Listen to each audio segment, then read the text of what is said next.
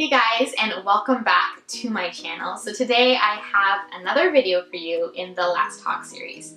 So my past videos, they have been a lot to do with health and fitness because yes, I do love talking about health and fitness, but I'm also super passionate about seeing people become the very best versions of themselves for themselves, and this is something that I call living undone. And for me, a big part of that is really learning to love yourself. So I have my notebook here. I have some points that I want to share with you that I think will help you in this journey.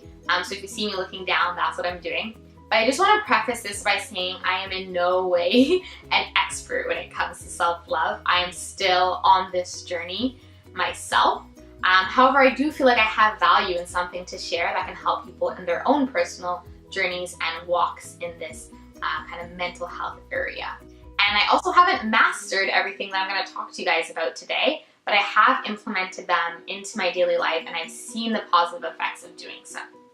So I'm just going to get right into it. The first thing that I think that's very important to do when you're kind of in that process of learning to love yourself is to take time to discover who you are.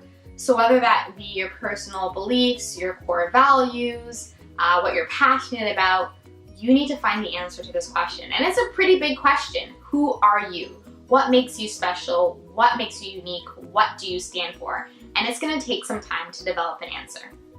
One of the things that I found that really helped me to do that was spending some time alone and journaling.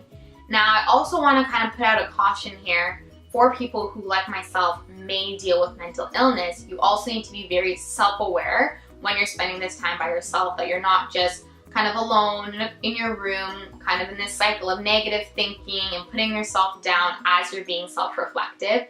And if you find that, maybe go outside, go for a walk, just surround yourself with people even if you don't want to interact with anyone, just to make sure that you're not putting yourself in more harm or in any danger. For me, a big part of discovering who I am has to do with faith and fitness and my relationship with those two things. So if you didn't know, I am a Christian, and so my faith is the foundation for everything that I do. And my relationship with Jesus is very intimate and it's very personal. And in learning more about Him, I in turn learn more about myself and who I was created to be and my purpose. And maybe you're not Christian, or maybe you don't have any religious or spiritual faith-based affiliations. That's completely fine. But I would challenge you to just be very reflective and to think beyond yourself, to think of why you're on this earth and what your purpose is.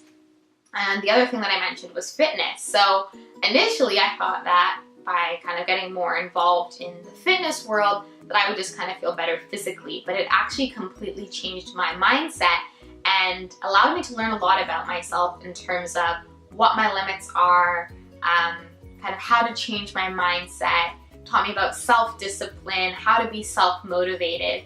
And so in becoming more and more invested in my physical health, I have in turn learned a lot about myself, which is super cool. So my second point is going to be to invest in yourself and personal development. So this for me is so crucial. If you follow me on Instagram, I talk about self-investment a lot. And when I talk about investing in yourself, I'm referring to both time and money. So when it comes to investing time in yourself, how can you do this? So I'm just going to kind of spit out some ideas that work for me and things that I've tried. So for me, right now, when I'm investing time in myself, this means participating in webinars. So I'll watch a lot of webinars and I'll engage in different webinars that have to do with things that I'm passionate about or things that I just want to learn more about. I've also joined some Facebook groups so that I can interact with like-minded people. Another big thing for me are podcasts. I absolutely love podcasts because I feel like they bring a lot of value to my life and they teach me a lot of different things that I may not have learned in school or from my personal experiences. Right now, my top 3 podcasts are Elevation Church, Bucci Radio, and The School of Greatness. I listen to those all the time. Maybe it's when I'm walking to work or to school, or when I'm on a cardio machine. I like to listen to podcasts and I really find value in them. For you, it might be reading books. Maybe you like to read books about leadership, about development, or about that niche that you're particularly passionate about. So I would encourage you to invest time in yourself. The second thing is money. Now, you've probably heard the expression, put your money where your mouth is. And I think it's really important that you do that and you show yourself that, yes, I am valuable. Yes, I do think that I am worth the time, I'm worth the investment with your actions. So whether that be going out every month and buying something special for yourself, or signing up for a fitness class or something like that, really put your money where your mouth is, like I said before. For me, I did that with my blog. I said, you know what, Kairah, your blog is valuable. Your blog has potential to become something special. I believe in this, so I invested some money in it. Second way that I personally invested money in myself is through training. So I invested in a gym membership, and I also invested a lot more money in having a personal trainer. And I'll just kind of get more into that in my next point, which is number 3, stepping outside of your comfort zone. So I love this quote here. It says, "A comfort zone is a beautiful place, but nothing ever grows there." And that is so true.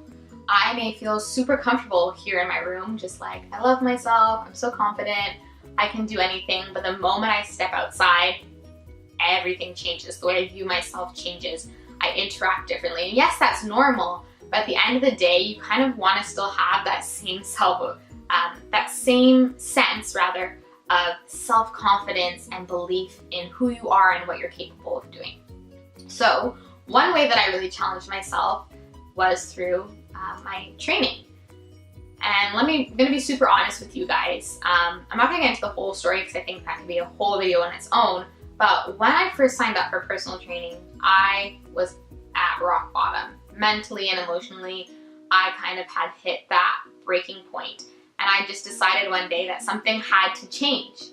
And so I walked into the gym, I signed up for a gym membership, and I felt super uncomfortable and super intimidated by that whole atmosphere. When I looked around, I just saw so many fit people. They knew what they were doing. They knew how to use the machines, and I felt clueless, and honestly, I kind of felt a little bit stupid.